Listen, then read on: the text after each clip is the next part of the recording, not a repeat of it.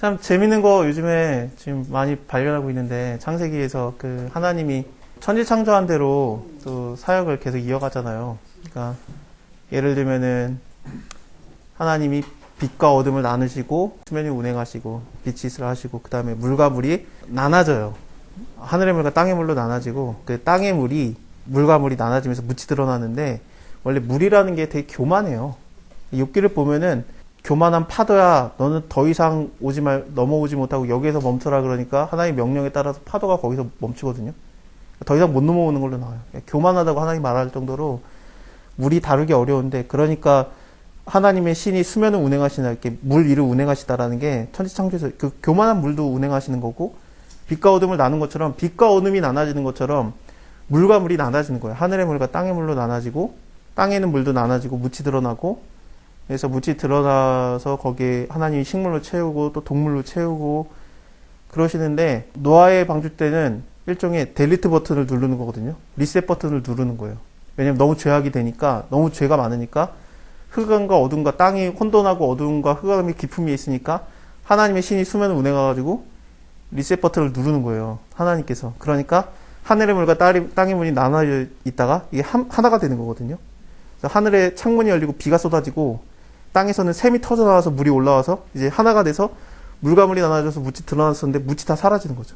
그 다음에 이제 다시 시작, 리셋 버튼 누르니까 이제 하나님의 신이 수면을 운행해야 되니까 바람이 물 위를 불어가지고 이게 내려갑니다. 바람과 성령은 같은 단어니까. 바람이 성령은 아니지만 같은 단어를 쓰니까. 그래서 루아가 바람이 불어가지고 말려요. 그래서 아라랏산이 드러나는데, 묻이 드러나면, 물과 물 사이에서 묻이 드러나면 거기에 뭐가 있냐면, 거기에 하나님께서 식물과 동물을 만들었어요. 그래서 하나님께서 아라랏산에서 식물과 동물이 거기서 시작을 하게 한 거예요. 완전히 그대로 다시 가는 거거든요. 계절이 계속 영원히 돌아가게 하겠다. 네 번째 날 만드셨던 게 그 노아의 방주 때도 일어나고. 근데 거기서 되게 재밌는 걸 봤는데, 하나님이 새로운 시대를 여실 때 그냥 제 막연한 생각에 과연 열린 건가 생각을 했다가 성경에서 직접적인 단어가 나오더라고요. 그게 뭐냐면은, 노아가 언제 방주에 들어간 것 같으세요? 굳이 찾지는 않겠습니다. 근데 사실적으로 그런데, 노아의 가족이 언제 방주에 들어가냐면, 들어가는데 비가 온 게 아니라 비가 막 쏟아지니까 들어갔거든요. 예, 맞죠? 예. 비가 막 쏟아지니까 들어갔는데 하나님이 문을 닫아버려요. 하나님이 노아의 방주의 문을 여호와께서 닫은 다음에, 그 다음에 다른 문이 열려요. 그 문이 뭡니까? 하늘의 창문이 열리고, 하늘의 창이 열리고 비가 쏟아져요. 이 반대가 돼야 되니까 어떻게 합니까? 하늘의 창문이 닫히고, 그 다음에 샘들의 그게 문이 닫히고, 그 다음에 노아의 방주에 문이 열려요. 와, 이게 정말 성경 재밌게 썼더라고요. 예수님이 세례받을 때 하늘이 열리고 그런 얘기가 누가복음에서 나오는 거예요. 아, 열렸구나. 이런. 예. 왜냐하면은 노아의 방주 때 문이 열리고 새로운 시대가 열렸으니까. 하늘의 문이 열리고 새로운 시대가 열리고, 비둘기 보내가지고 새로운 거 얻은 것처럼, 새로운 시대가 열렸구나 아는 것처럼, 예수님이 세례 받으실 때 성령의 비둘기 형체로 임하시고 새로운 시대가 열렸구나 라는 걸 알게 되는 거죠. 그리고 생육하고 번성하게 땅에 충만하라, 그 얘기를 하시거든요.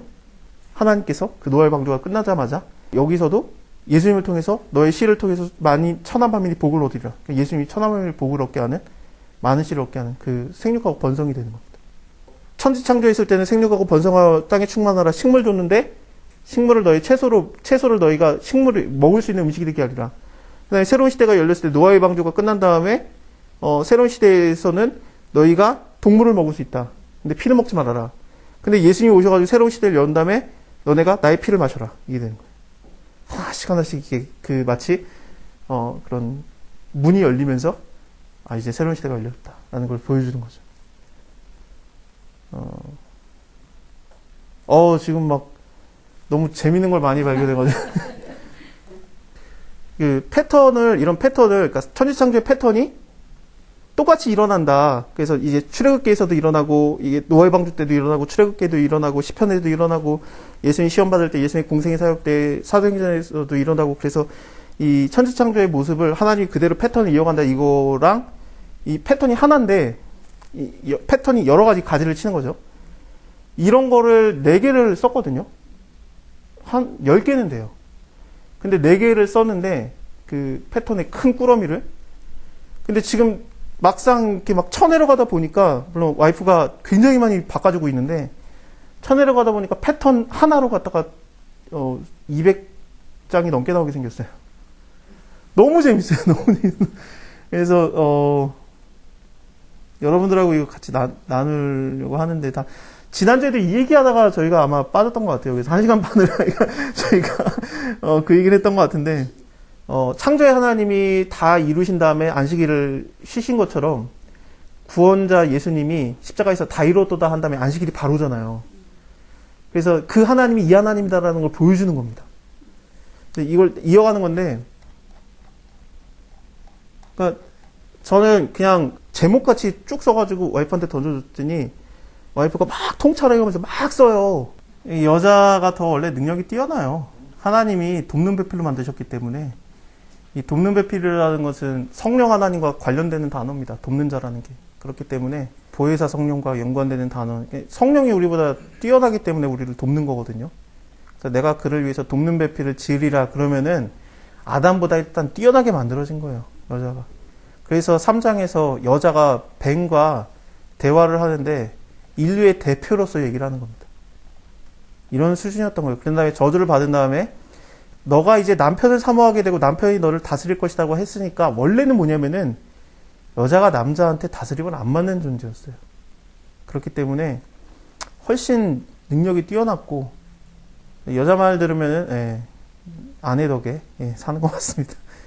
말 들으면 맞아요. 와이프랑 저랑은 되게 달라요. 성향 자체가 완전 다른데 결혼할 때 정영렬 목사님이 저희를 처음 봤을 텐데 와이프는 알았대요. 어렸을 때 와이프를 알고 지냈던 목사님이긴 해요. 근데 그 목사님이 저희에 대해서는 모를 텐데 근데 그때 주례사 쓰실 때 둘이 다르다라고 얘기를 하는 거예요. 보자마자. 그래서 다른 건 좋은 거다. 그 높이가 달라야 물이 떨어질 때 그게 폭포가 되고 아름다움이 되는 거고 힘이 나는 것처럼 서로가 큰 차이가 나는데 그것을 갖다가 맞추려고 하지 말고 서로 더 달라져야 된다. 막 그런 식으로 얘기하셨거든요. 근데 저는 결혼하고 나서 같아지려고 했죠. 굉장히 제가 믿던 이제 장르교화 시키려고 했죠. 걔는 감리교에서 자라는데 막 그렇게 하다가 이제 서로의 다름을 인정을 하고 전에는 뭐 이렇게 제가 뭐 일을 하면 와이프는 도와주면 도와줬지 그 다른 걸 못 건드리겠어요. 근데 제가 한 거를 갖다가 아예 던져주니까 와 막 옥이 돼서 나오는 거예요. 그래서 나는 이렇게 못하는데 그런 것들을 많이 느끼고 동역을 하려고 하니까 다른 게 너무너무 좋더라고요. 너무너무 다르니까 서로를 터치를 안 해야 돼요. 이게 맞아? 그러면 맞아. 맞아. 당신이 맞아. 이게 내가 이렇게 해석한 거 맞아? 맞아. 그러면 이제 뭐가 이게 나와요. 그래서 하나님께서는 둘이 다른데 같게 하셨거든요. 그래서 이 남자 여자 둘이 한 몸을 이룰지라가 이게 연합의 관계가 놀라운 연합의 신비의 관계. 어떻게 둘이면서 하나일까?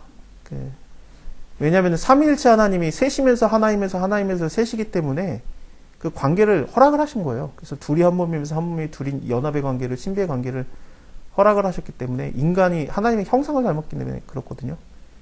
닮았다라기보다는 형상을 가진 겁니다. 하나님의 형상을 가진 건데 그 형상이라는 게 눈, 코, 입이 아니라 하나님의 속성을 닮았다는 거예요. 이런 연합의 관계라든지 아니면은 다스리며 지키는 그런 사역이라든지 이름을 지어주는 거라든지 뭐 그런 것들을 닮았던 건데 모든 게 저는 요즘에 오늘 느꼈던 게 그거구나. 원래 천지 창조한 다음에 하나의 큰 흐름이 뭐였냐면은 원래 빛이 있으라 하시면 그 말씀대로 빛이 있었고 보이기 좋았잖아요. 말씀대로 됐어요, 다. 근데 말씀대로 안 되는 게 뭐였냐면은 여자와 아담이 말씀대로 안 한 거였어요. 그렇죠? 가인도 그랬고. 그래서 말씀대로 안 하는 그 족보가 쭉 이어진 거죠. 그래서 이제 노아의 홍수 때 하나님 보시기에 땅이 혼돈하고 공허하고 흑암이 깊은 위에 있는 거예요. 그러니까 리셋 버튼 누르는 건데 델리트 버튼 누르고 리셋 버튼 누르는 건데 다시 갈아엎어야 되는 거죠. 그때 순종하는 노아가 다시 나타난 거예요. 하나님 시키는 대로 하는. 요만큼 요거대로 지어라. 그러면은 군말 안 하고 만드는 노아를 하나님이 순종을 쓴 거예요. 그 다음에 아담과 하와가 가인과 아벨은 죽었고 셋을 통해서 둘을 통해서 늘어나게 했는데 이번에는 세 가정을 통해서 일어나게 합니다. 그래서 노아의 가족 중에 셈과 함과 야벳이 늘어나게 한 거죠. 물론 가인과 셋 중에 가인은 악한 존재였지만 여기서도 함이라는 악한 존재가 있어요. 하지만 함과 딸은 너무 커지니까 함의 아들인 가나안에 훨씬 내려가게 해가지고 항렬을 내려가게 해가지고 저주가 좀 늦게 퍼지게 만든 거죠. 근데 금방 퍼져가지고 바벨탑에서 또 하나님 배반하고, 그러니까 하나님을 순종하는 자를 다시 찾은 게 이게 아브라함이었고, 그게 계속 이어지는 건데, 그러니까 예수님께서도 하나님의 말씀에 순종하는가 순종하지 않는가의 싸움이었고, 이스라엘도 그렇고 다 그렇습니다. 어쨌든 자, 이 바울이 예수님의 말씀에 순종을 해가지고 이 유럽에 와봤더니 불량배 조직돼서 자기를 쫓아오고 공권력으로 자기를 감옥에다 가두고 쉽지는 않았어요.